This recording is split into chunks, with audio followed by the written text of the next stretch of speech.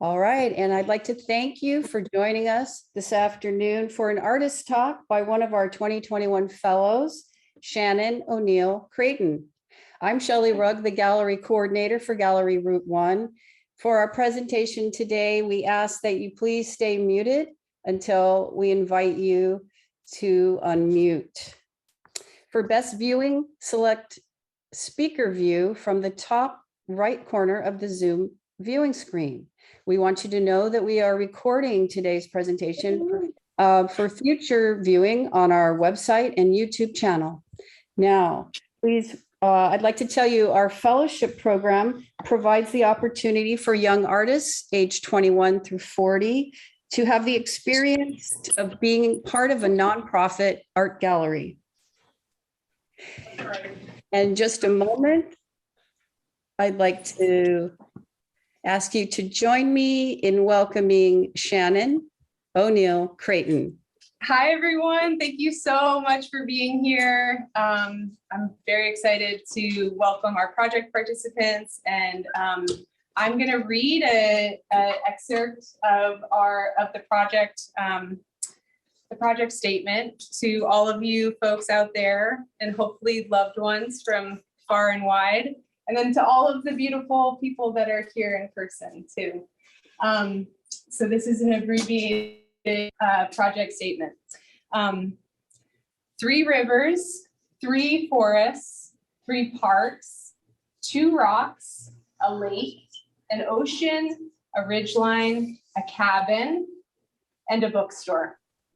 Oh, and a basketball court. Sites of belonging.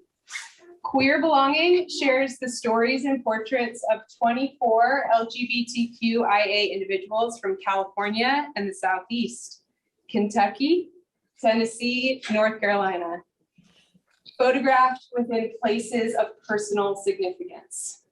The choice of location between California and the Southeast explores how these regions exist as imaginary polarized symbols of freedom and oppression, while aiming to also disrupt and complicate these stereotypes that are projected onto them.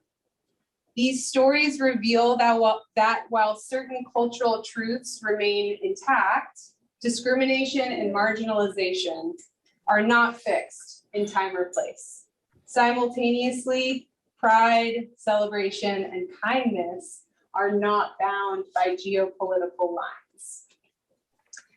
So we're just going to cruise around to look at the portraits.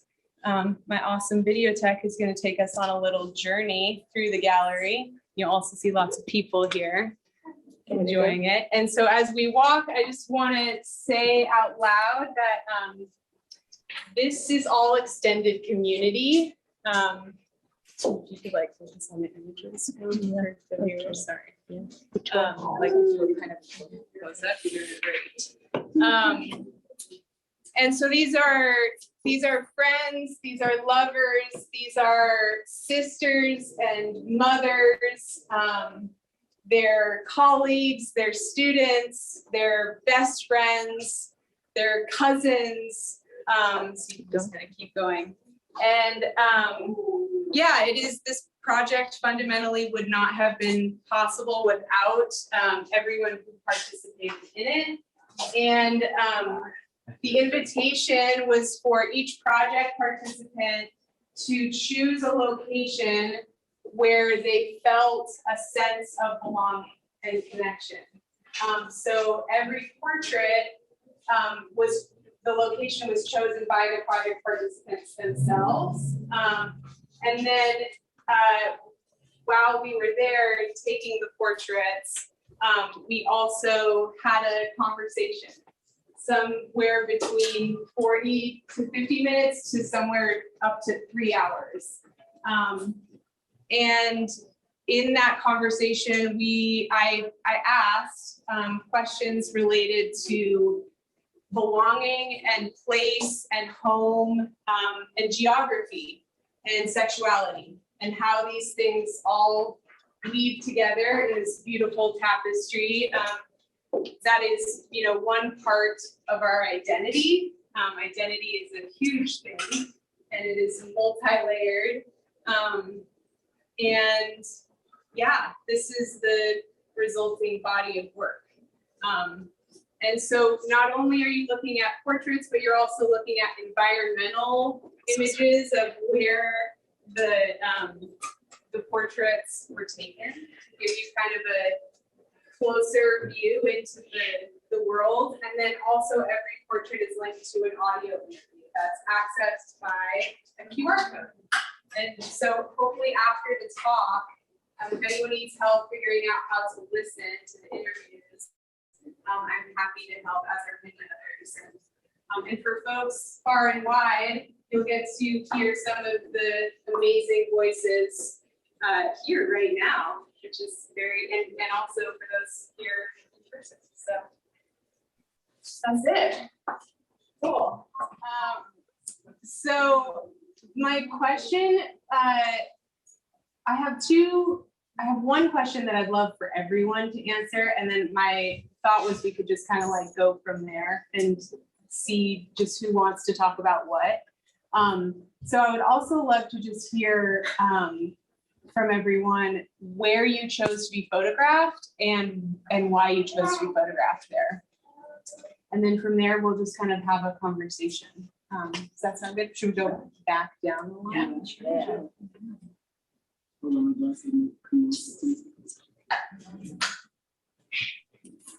So I chose to be photographed on some beautiful redwoods, and luckily it happened to be raining that day. It was very misty and magical. I love nature. I love being in nature. I think a lot of people do, but for me, I chose specifically redwoods in that area because I don't know, those trees speak to me, and it's kind of an area where I can be myself. Out of anywhere else in the world, I think just kind of, listen to my voice inside, actually hear my own heartbeat, which I don't hear often in other places. So, it's just a special place for me, and it's not really an escape. It's more of a place where I can rejuvenate myself. So, thank you.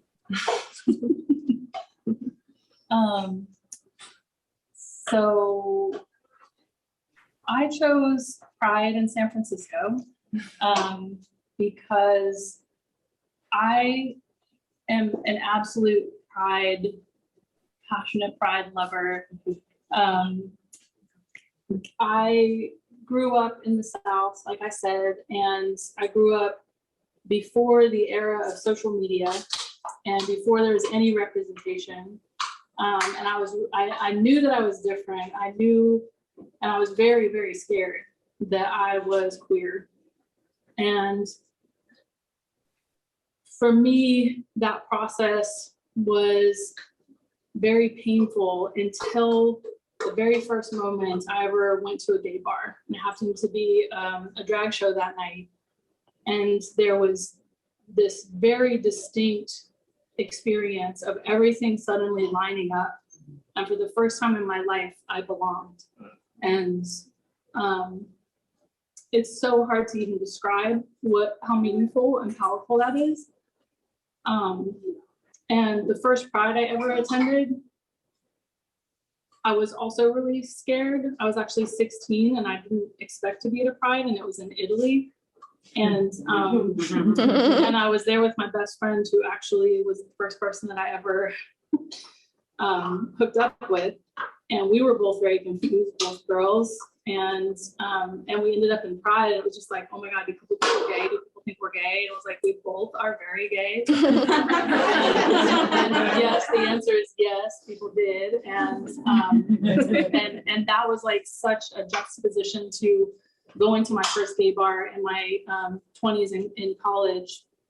And it was a process of really owning that. And it's continued to be a process of finding these pieces of myself and my identity that because of the dangers and the shame and the persecution of all of us and our differences, it's taken me a long time to find these pieces, these lost pieces, these hidden pieces of myself. And when I go to Pride, especially this year, it was so distinctly different. Like I love Pride no matter what, and it is such a powerful experience of connection, taking up space and belonging, and like taking up the streets and owning our community and our power. But this year, there was no official Pride in San Francisco. There was no corporate sponsorship. There were no tourists. We were not a spectacle. We were a community together in this palpable, beautiful, loving way. It was back to the roots. It was back to the heart of what that represents and what that means for our community.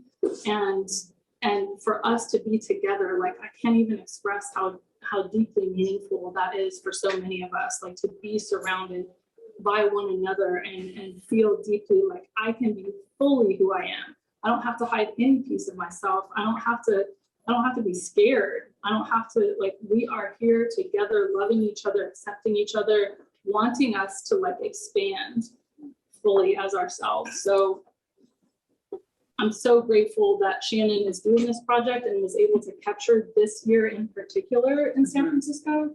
Anyone who was there can speak to just the powerful, beautiful, healing experience that was. Yeah. Yes. My name is Emily again, and I chose to be photographed at Lake Cumberland in Russell County, Kentucky, at my family cabin, which is a place that I spent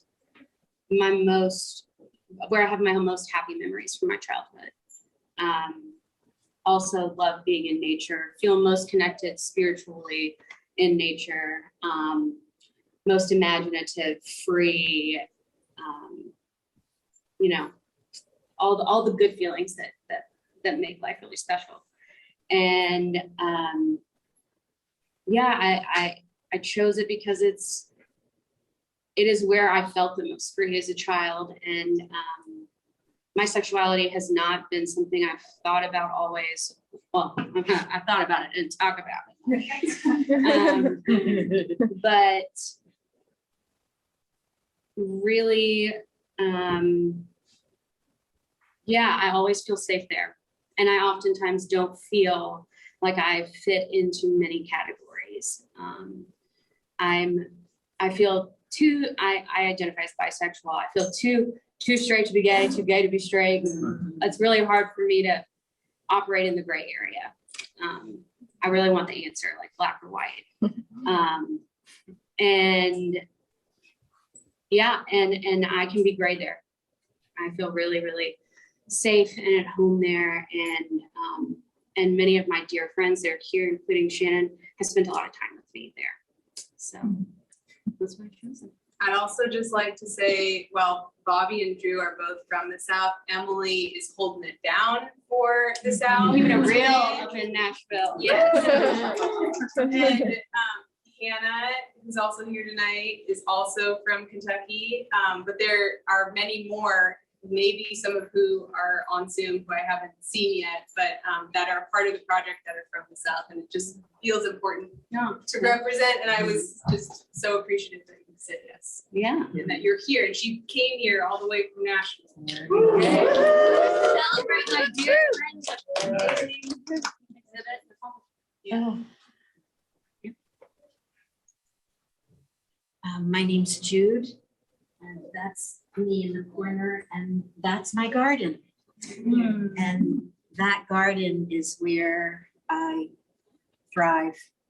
It's what nourishes me. It's my safe place. I've lived on this land for almost 50 years. Wow. So I came out as a lesbian living there when I was 26. Now I'm 72. That was a long time ago.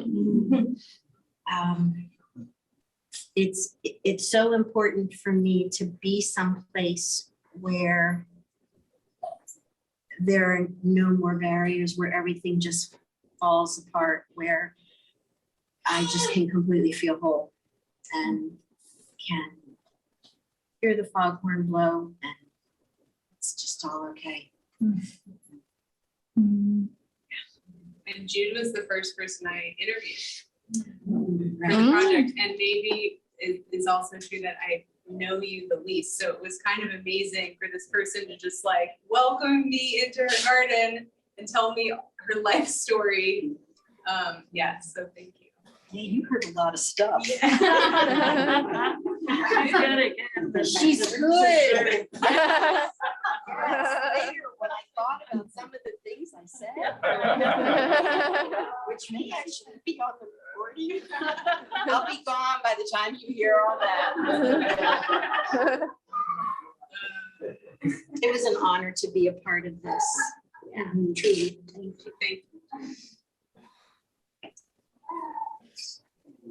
Yeah, thank you for asking me to do this and for all of us to do this. I think it's really beautiful to see like all these amazing queer people and their lives, you know, just like out in the open like that. I think it's really powerful. Yeah, so well, Shannon was like, where do you feel most at home? And I was like, I want to be like on top of a desert mountain with nothing around me, like only dirt. And I was like, and there wasn't really time to drive so far away from here. And so I was like trying to sit with like, I guess what home means to me and how we build home in different ways. And I've lived in Oakland for about 12 years, and I didn't think that I would live in a city that long because I don't really feel at home in a city. And so I ended up going with being photographed in Redwood Regional Park, just because it's a place in which has held me, I think, through so much in my life over the past 12 years here. And yeah, I think I definitely grew up in a place where it was, you know, very confusing, my identity, who I was, and I'm trans, and I didn't know anybody who was trans. I didn't really know what it was. And so, yeah, I never really felt at home. I always knew that I needed to like find, I guess, what that home was. And so I think what I learned through this project, actually, which I think is really powerful, is the way in which I have found home inside myself in such a deep way, and that place is important, and also it's like this place is the most important, because it's like because of where I wanted to be photographed, and then where like the circumstances of my life actually have me. And so yeah, that was really powerful to kind of like unfold how I have found home inside myself and acceptance inside myself, and how that like reflects acceptance all around me. So yeah, it was beautiful to be in the Redwoods. I love my photograph. I love how dark it is, because I feel like the Redwoods have been a place that has held me through I think a lot of dark times, and things that, like when I'm really struggling, I sometimes just go and walk in the dark there. And anytime I'm like feeling a lot of loss, I often will go there. Yeah, and so it's like, it feels like a really safe place, I guess, to just walk in the dark. And so, yeah, so I think that answers the question. Just because you brought that up, I think I'm not actually really, I wasn't paying attention to this when I took the photograph, but the fact that you are lit up is kind of remarkable, because it was a hard photograph to take because it was so dark. And I'm using a large format film camera, so it's no flash. You're pretty far away too. Yeah, I was pretty far away, so it's really,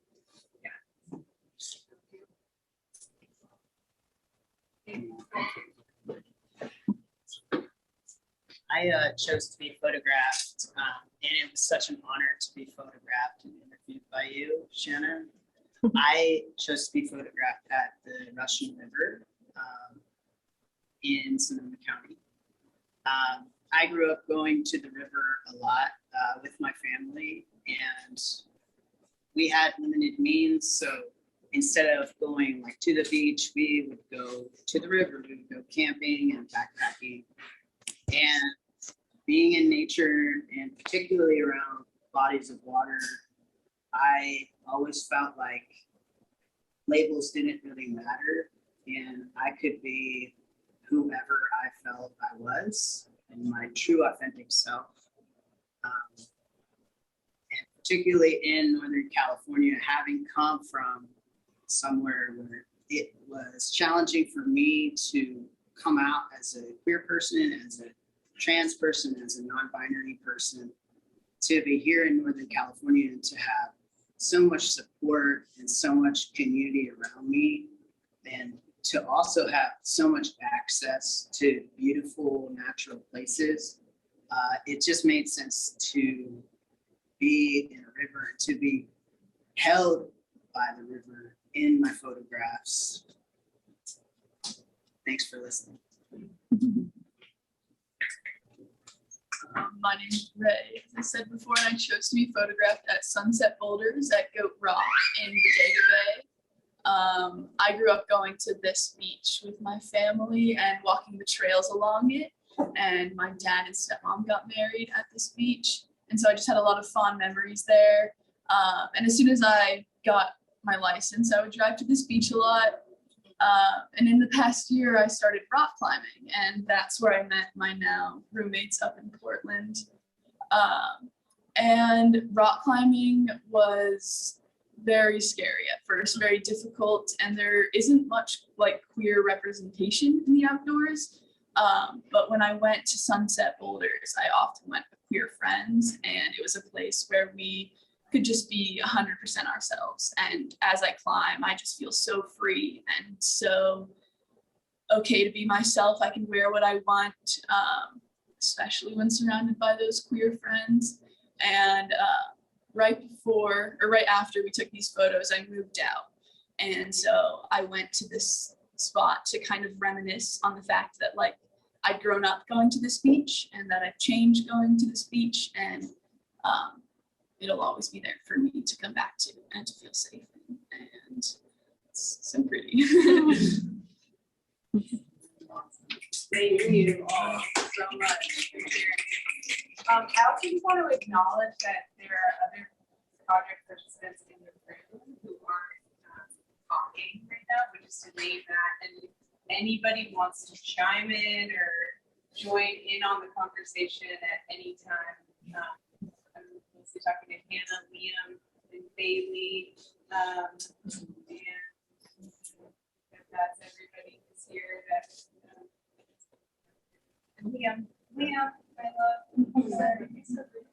Oh, I did say that. Oh, okay, my mom, you keep it.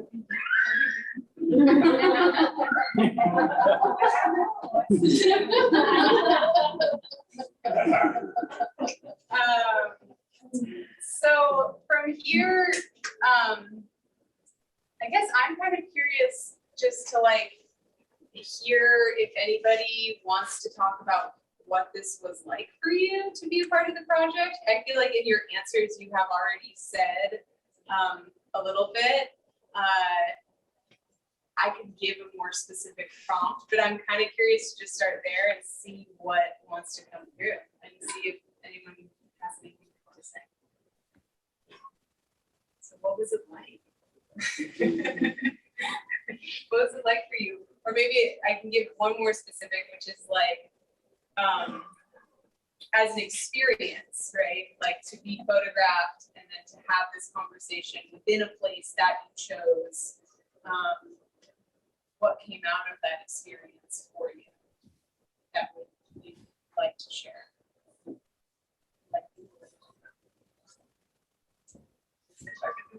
Yeah, Liam, please, come on up. Just one quick thing. All right, hi, I'm Liam. I got photographed actually right here in Winacre, California. And similar to some other people, like nature was my kind of home place. But yeah, what I wanted to reflect on the project was like, I was a little hesitant to do it. I was kind of like Shannon and I were talking like back and forth when I went to this family dinner.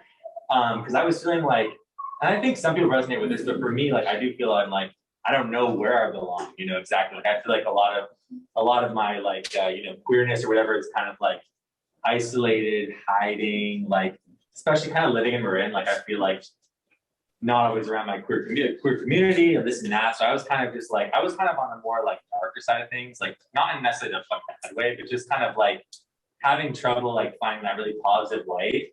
So that's why I'm kind of so grateful for this project, because it's like first like bring together all, and when you see the final product, like all of these amazing like, you know, queer people and like images and like come together, and like that in itself, all these individual people right there, like we form this like kind of community there. But I think it was great too, just because like an hour or two long talk that we had, it's just so nice, you know, like really just like talking about things like I hadn't talked about in a while, like it had been so long, and like kind of just like digging up some stuff and like being reinvigorated. And I feel like I left that like feeling kind of more like, you know, I chose this place I felt really like safe and at home and in nature, just kind of free. But just kind of like leaving that, I think like for me, I'm just glad that the project happened, because it allowed me to like revisit some really important things that I had been focusing on kind of. So I'm just grateful for that, I'll say. That's good. It's my cousin. Yeah. Yeah, Jude. I think in talking to Shannon, I realized in a really deep way what a potent time I got to grow up in. Being able to come out in Sonoma County at 25, 26 years old, and the ease in which really that did happen is remarkable compared to what it's like for some other people to be coming out and have come out. I was also very involved in the AIDS epidemic in the early 80s, so that profoundly affected my life too. And when I was talking to Shannon and I realized that all of these chapters of my life, that was my safe haven. That was where I could lie naked in the dirt if I needed to, and just be, because we were really going through some very extraordinary times. And so in giving this history to Shannon, it was actually more self-reflection that I had done about my life in the decades of my life. Maybe the first time ever. Yeah. And I'm so grateful for, I said this to you, but I'm so grateful for your service to our community. Yeah, Jude worked at Face to Face, which was an organization up in Sonoma County that did AIDS hospice work, and spent years and years and years with so many people who were impacted by that epidemic. And for me, that's incredibly close to my heart, because my Uncle Jimmy died of AIDS. And yeah, so it's a big one. Yeah, so thank you. Anybody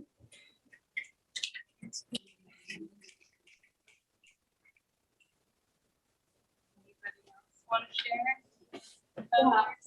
I would love to share. Bless you. Got it. Move it around, Cal. I love being down on the floor. Yeah. That's true, that's okay. Shannon, I think you have started a whole nother piece of a revolution here. And there is no limits to where this can go. Being able to like bring together the power of queer voices and the diversity that our community represents. There's no other community I can think of in this world that represents the diversity that our community does, and just continues to expand and grow. Like the letters just continue to get longer and longer, and the flags just keep getting more extravagant. And for me, like immediately, as soon as I came out and started to like search and look, and there was no internet, and like every time I interfaced with this community, I found more pieces of myself and rightness and truth and wisdom and kindness and courage. And I was so starving for these voices. And now, even when we have so much more representation than we've ever had, I've had this powerful experience of like what it feels like to have the opportunity to speak, you know, at this level, to be on a panel, to be photographed, and to feel the power of my own voice and the ways that we still need to hear these voices, and we still need to be together, and we still have so far to go, and yet we've come so far. And just, it's been profound. It's been very deep and profound to feel elevated and important and honored in this way. And you especially hold this container that, like, I mean, I knew you pretty well before this, but to have you hold this container and to honor us in this way felt so deeply healing. And you listen in this way that is like, you want to know, you genuinely want to hear our stories, and you take this in and soak it up in a way that brings forth things in us that we didn't even know were there. And I hope that you just keep expanding this. Like, I hope that you just, like, whatever you are inspired to continue this with, like, it is a profoundly powerful healing experience, and allows us to learn about ourselves and learn about each other in a really beautiful, intimate way.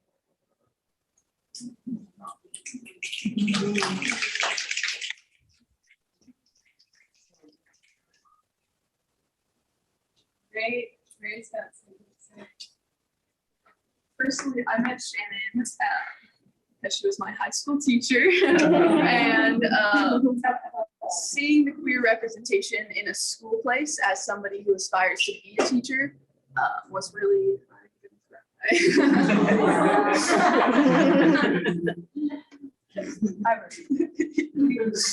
was really amazing.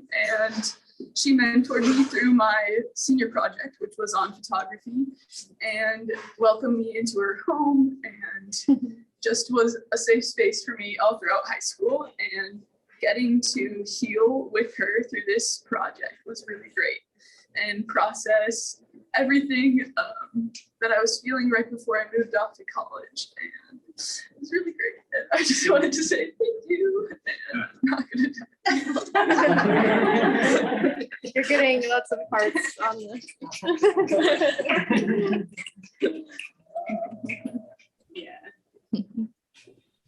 Yeah, and I just want to acknowledge that Bailey is also here, who is another student of mine, and I'm so grateful. Anything you want to say, you're welcome. Anytime, chime in. Are you sure? Oh, yes.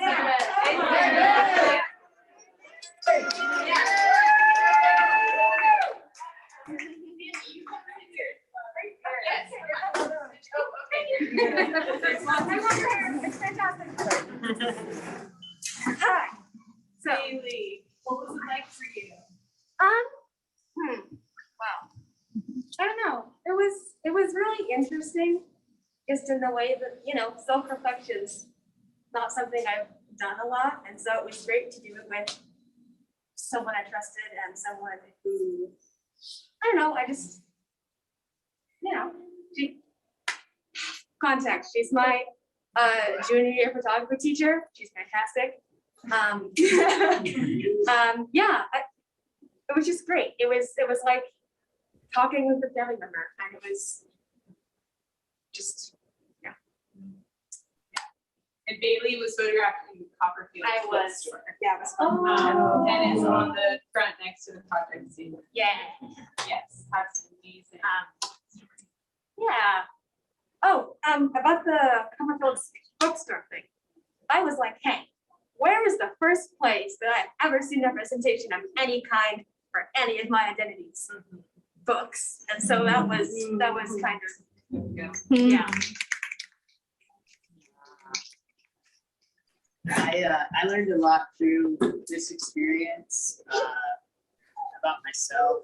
I was able to reflect on how rivers and how nature has a powerful way of holding grief. I lost my mother to cancer at the beginning of the pandemic, and she was one of my biggest supporters. And I was able to process that grief, which I'm still processing and always will, through my connection to nature. And this experience has helped me reflect on that and how powerful that's been. And also, as a fellow educator, I had been teaching in public schools for a few years and had some adverse experiences, as public school teachers often do. Especially during a global pandemic and after having lost one's parents and being a queer person moving through the world, I was able to grow from that experience and move into another sort of career trajectory. And now I am working in my community and for my community. I'm going to do a plug right now. There's a really wonderful organization in Sonoma County. You've probably heard of it. It's called Positive Images. Yeah. We provide support, advocacy, and education for our community, by our community, the LGBTQIA+ community.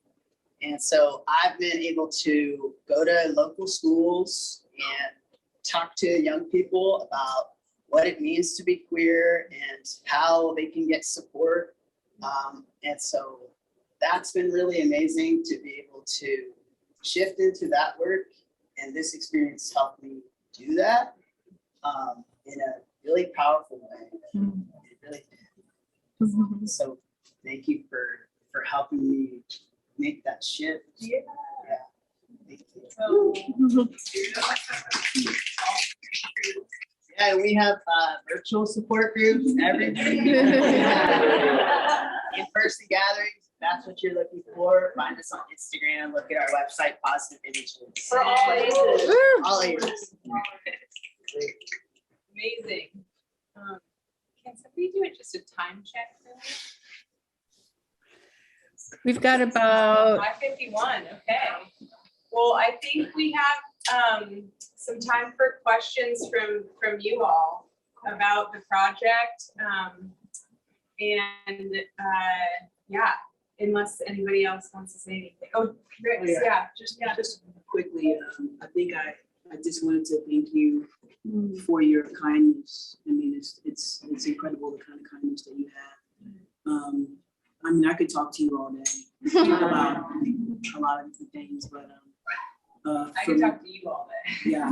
I'm gonna pretend you guys are kindergartners because I don't like talking to big people. I'm very nervous, and number one, speaking to anyone, but of course you made me feel really good about that. But the whole process for me was beautiful. It was really wonderful. It was nervous. I learned a lot about myself. I learned a lot about queerness in general and what that means for me, but also how can I help other people find that for themselves, because it is a process. You don't always know what that is for you. It was really great to be able to be asked about that for myself, because often I'm not asked a lot of questions about myself as a queer person, as a person of color who loves being in the wilderness. So I was really grateful for you to be able to express that. So thank you for giving me that space to be able to do that.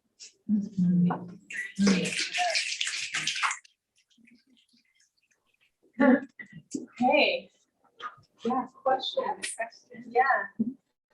Well, I was thinking, people often say that, there's a resonance between people and their dogs. And I'm wondering, in your project and looking at people and the places that they chose where they feel belonging, in your observing and listening, if you kind of felt some kind of resonance between the people, the individuals, and the places that they chose. Yeah, I would say for sure, and I would say inevitably, right? And I'm thinking of Hannah's interview where I asked her, I mean, I asked everybody about their relationship to landscape and place and how landscape, you know, is living inside of them.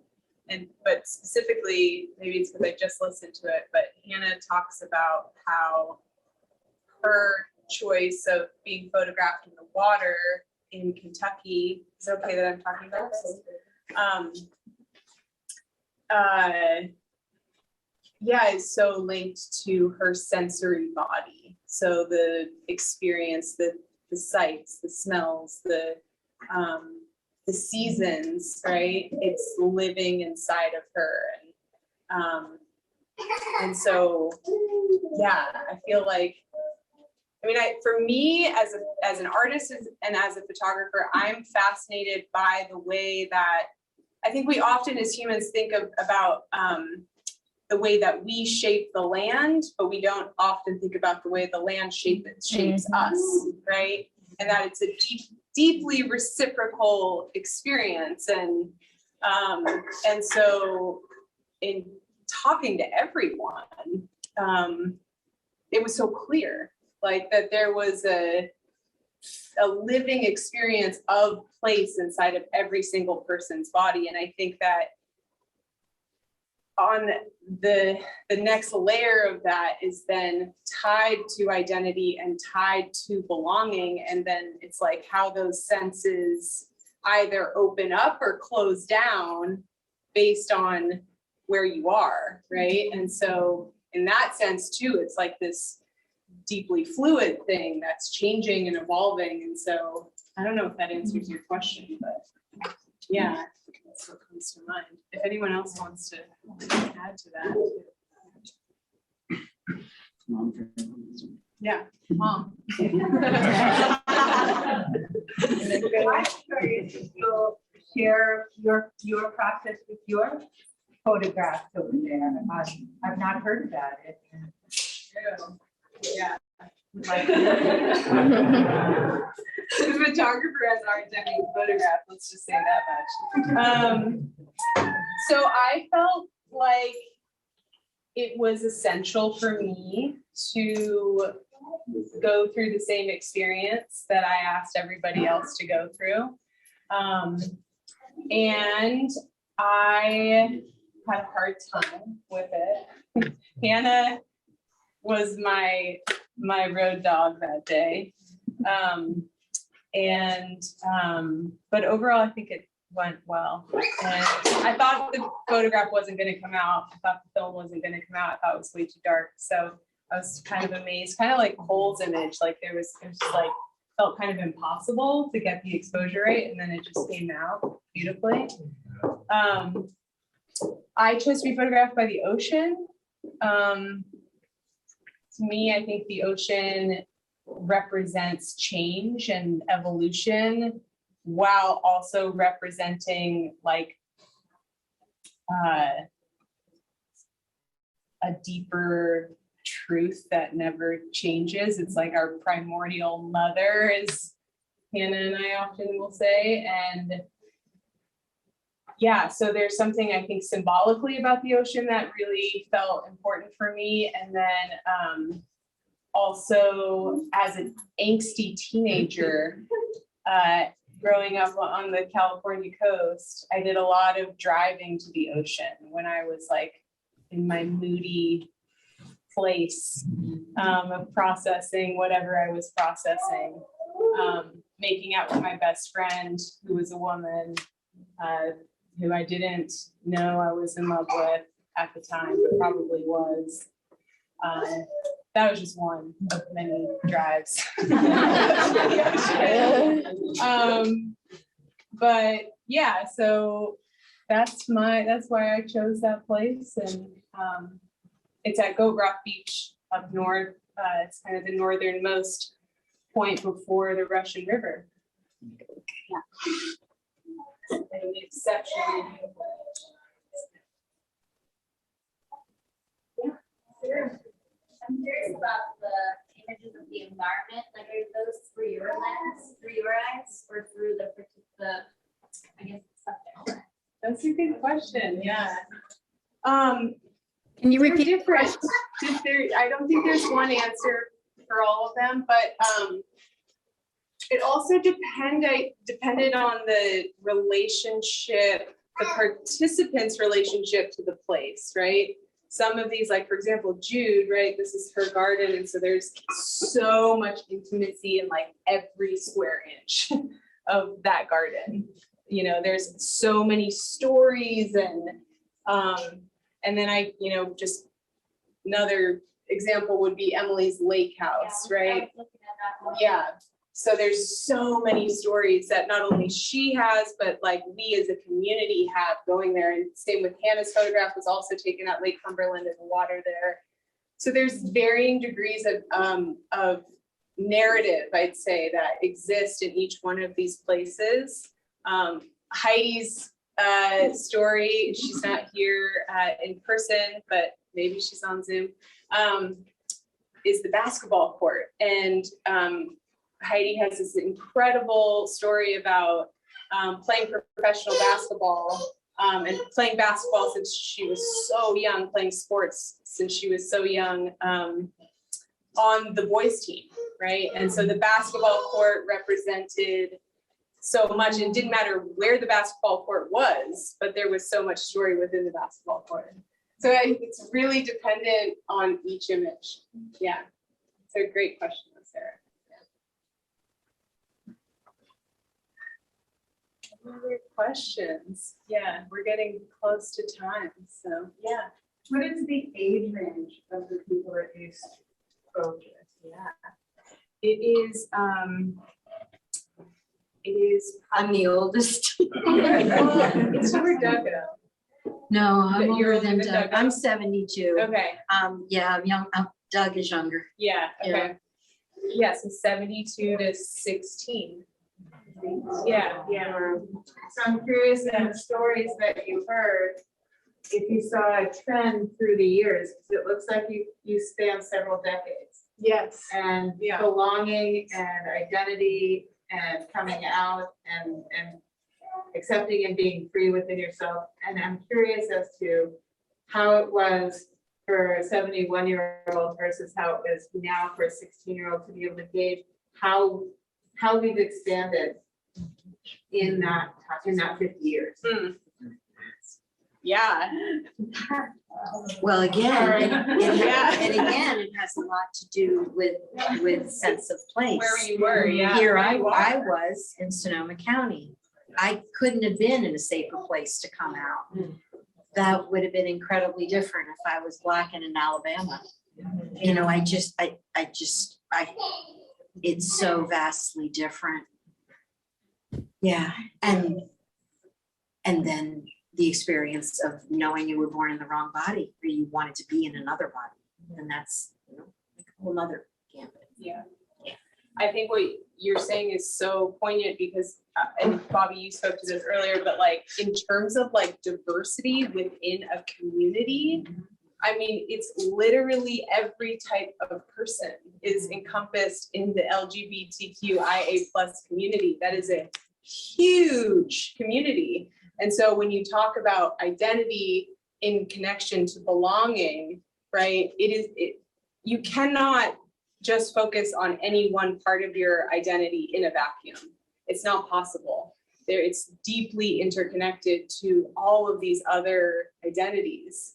And I do think, I was just talking about this last night of like, I do think that the identities that walk into the room before we do, in some ways have a larger impact in our relationship to the world, if that makes sense. And then there's the deeper internal identity, right? That is coming from this whole other place, but you can't also disconnect those things, right? They're deeply interconnected. And so, yeah, in terms of like how things have changed over time, I think context is a huge part of it. And yeah, and someone asked, I think Hannah or Emily asked, like, were there certain truths that ran through all of the narratives? And absolutely, there were absolutely truths that ran through, while there is also this enormous diversity of experience, right?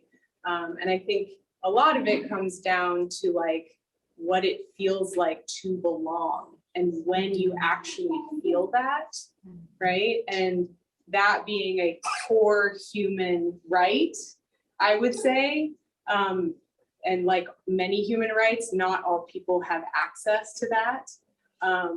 And simultaneously, when we taste it or when we feel it, we know it, right? And I think that that expands so far beyond, sexuality, right? That's a human experience fundamentally. Yeah. If I could chime in a little bit on that. So, yeah, I guess with what Ms. Creighton was saying, I refuse to call you Shannon, you're my high school friend. I like, it has to do a lot with intersectionality. I'm a lesbian woman of color and I live in a predominantly white area, so that's whole other thing. But so yeah, I feel like it has to do a lot with intersectionality, and where you are really just depends on you're with, if you feel safe with these people, if in my case, if these people look like you or if they share similar identities to you, it really just depends on a lot of things. And yeah, I came out, let's see, 3 years ago, I think. That's pretty fun. But I came out in Sonoma County in what, 2015? I don't know. What's the year? 18? Oh, 19? Before the pandemic. So that was vastly different than coming out and saying like the 60s or the 70s, you know? And yeah, that was all I wanted to say. I had an ending point, but then just disappeared.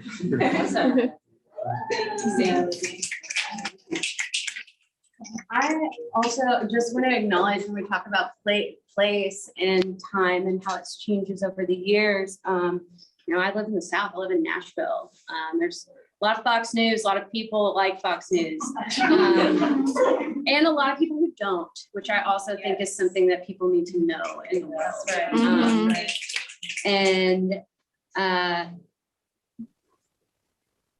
coming out for me I came out in Nashville. Later in life, I would say I'm a late bloomer in a lot of ways. And when I was 27, and my best friend Hannah had come out many years prior. And I just remember not even knowing that about myself. And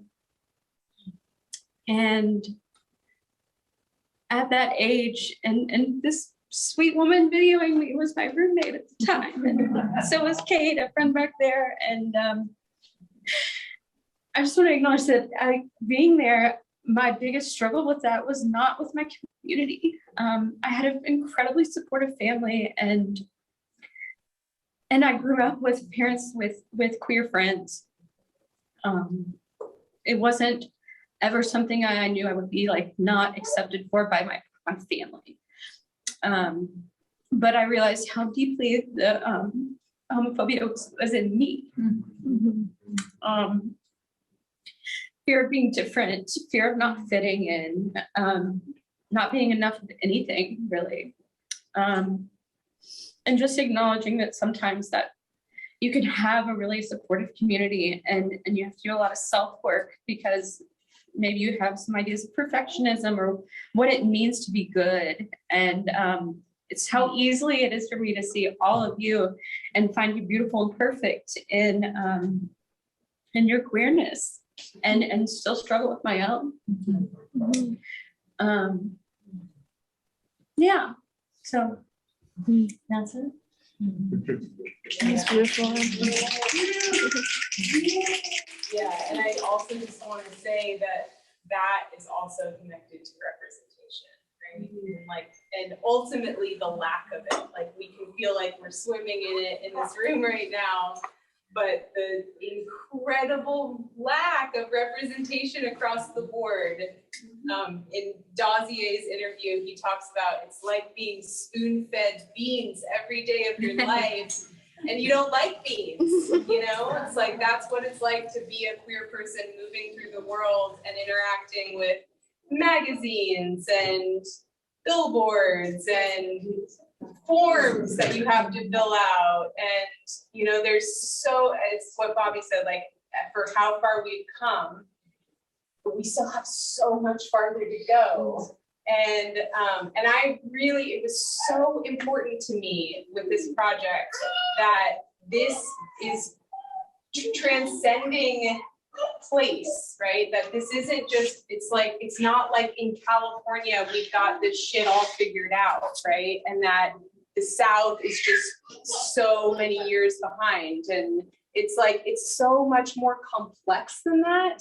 And relationships are ultimately at the core of it. And yeah, I can't say enough how it's complicated everywhere still. and also, and I said this in my project statement, beautiful everywhere still. Like, there is beauty and magic and transcendence and celebration everywhere. And so it's just not that simple, is how I feel. Like the binary, I just want to move us away from this polarization that our country seems to be so stuck in. And I really just hope that if there's anything that you leave with, hope you leave with lots of things, but like that it's just not that simple, and that there are amazing people everywhere, and we still need so much more representation. Hey, Shannon. I think we're almost, what time is it? I feel we're just like I can't see it. It is. Could I just say one thing? Okay, Shelley, last question. I'm sorry. I know we're running late. Yes. I was just Not a gonna, question, but okay, it's a comment. It's an acknowledgement of the Yes. enormity of this effort. Monument. It's so overwhelming. I've seen a little bit of the blood, sweat, and tears you put into it, but it is, what you created here is so touched by it, Shannon.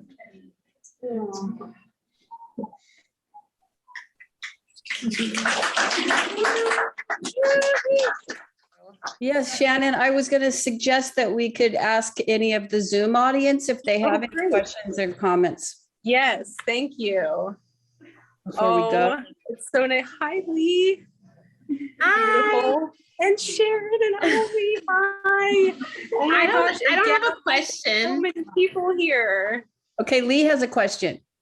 Yeah, I Okay. don't have a question. I just want to say that it's so beautiful to get to experience your work in this way. Even it comes through the multiple screens that it's traveling through to get to me in this moment here. And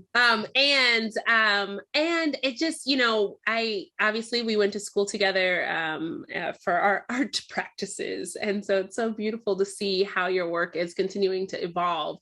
And I feel so honored to have been invited to be a part of the project. And it's really sweet to have gotten to share that with my moms who are on the line as well. And so I just want to give a lot of love to you for all your beautiful work, your hard work, and the community that you build and inspire, obviously by this room and by this call, but also just like, and I can see that come through in your work. So just thank you so much, Shannon. And thank you all to this extended community that I feel a part of through this project. Wonderful. Thank you, Lee. Anybody else have anything to say? And Sharon and I, mostly just want to say ditto from what Lee just said. We want to extend our congratulations and express such gratitude for the power of the work. So thank you, Shannon. Thank you, everybody who said yes, including my daughter, Lee, and my partner, Sharon. Thank you all. It's so good to see you. All right, Shannon. Okay. Any last words, Shannon, before we say goodbye? Thank you, everybody. Thank you all so much.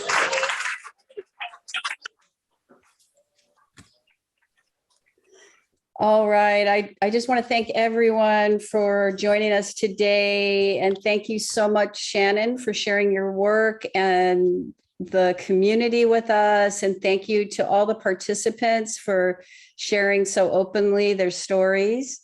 And I want to remind everybody that these exhibitions will be up in the gallery through December 5th. And so we hope you've been inspired to go visit the works in person at the gallery.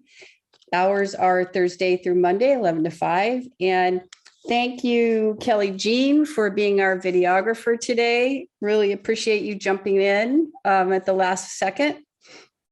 And I'd like to say, if you were moved by today's presentation and want to support the work that Gallery Route 1 does to help people experience the world in new ways, then please visit our website and donate today. And make a note in the comments that your donation was because of today's artist talk by Shannon O'Neill-Creighton. Thanks again for coming, and we hope to see you again at another gallery event. Bye, everyone.